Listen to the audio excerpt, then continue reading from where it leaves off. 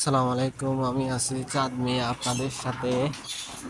আজকে দেখাবো আমার বাসার আশেপাশে বাসাগুলো কিরকম। মালয়েশিয়া, আমার আশেপাশে মালয়েশিয়াতে বেশিরভাগই চাইনিজ থাকে।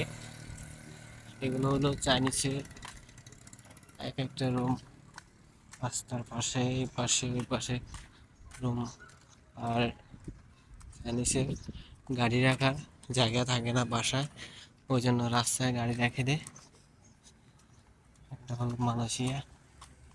কুয়ালালামপুরের ভিতরে আপনার একটু আউটসাইড আর কি, মেন রাস্তা নেই, একটু সাইডে আর কি।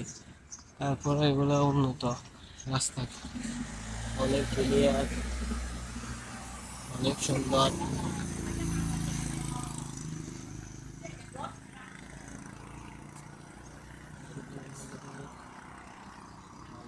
রাস্তাঘাট